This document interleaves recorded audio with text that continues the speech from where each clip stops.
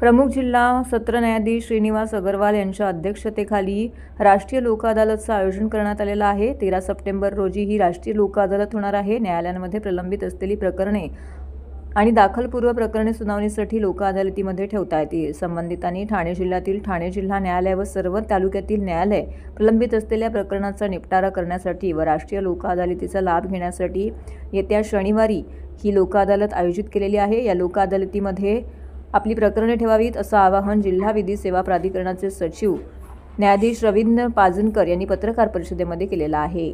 लोक अदालतीच्या निवाड्याविरुद्ध अपील नाही, एकाच निर्णयात कोर्टाबाजीतून कायमची सुटका होईल। खटल्यांमध्ये साक्षी पुरावा, उलट तपासणी, दीर्घ युक्तिवाद या बाबी टाळल्या जातात। निकालात झटपट लागतो। लोक अदालतीत होणारा निवाडा हा आपापसात समजुतीने होत असल्याने कुणाचीही हार व जीत होत नाही। लोक अदालतीचा निवाडा दोन्ही पक्षांना समाधान देतो। परस्पर संमतीने निकाल होत असल्याने एकमेकातील द्वेष वाढत नाही व कटुता निर्माण होत नाही। कोर्टाच्या हुकुमनाम्याप्रमाणे लोक अदालतीत होणाऱ्या निवाड्याची अंमलबजावणी कोर्टामार्फत करता येते। वेळ पैसा याची बचत होते। इतकेच नव्हे तर लोक अदालतीत निकाली निघणाऱ्या प्रकरणांमध्ये कायद्यानुसार कोर्ट फीची रक्कम परत मिळते। लोक अदालतीचे महत्त्व लक्षात आल्याने यापूर्वी झालेल्या राष्ट्रीय लोक अदालतमध्ये ठाणे जिल्ह्यात उत्स्फूर्त प्रतिसाद मिळाला असून राष्ट्रीय लोक अदालतचा फायदा पक्षकारांना मिळाला आहे। ही आता आपला 13 सप्टेंबरला आहे। त्याच्यानंतर येणारी लोक अदालत ही डिसेंबरमध्ये राहील। तर या लोक अदालतमध्ये आता आपण मागे जे 2 लोक अदालत झाले या वर्षीचे, त्या पहिले जे लोक अदालत झालं ते 22 मार्च 2025ला झालेलं आहे। त्याच्यामध्ये आपण न्यायालयामध्ये प्रलंबित असलेल्या प्रकरणापैकी 67,325 प्रकरणे ठेवली होती। त्यापैकी 33,274 प्रकरणे निकाली निघाली। दखलपूर्व प्रकरणामध्ये 2,36,348 प्रकरणे ठेवली होती। त्यापैकी 67,881 प्रकरणे निकाली निघाली।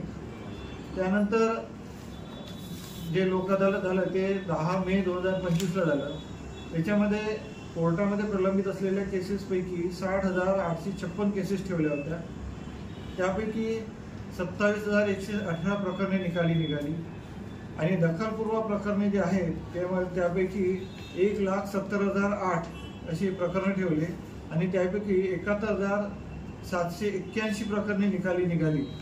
तर असं यावर्षी आपण एकंदर कोर्टामध्ये प्रलंबित असलेल्यापैकी 60,392 प्रकरणे निकाली काढली आणि दाखलपूर्व प्रकरणामध्ये 1,39,662 प्रकरणे आपण निकाली काढलेले लोक अदालतमध्ये आणि मोठ्या प्रमाणावर आपण लोक अदालत यशस्वी केलं।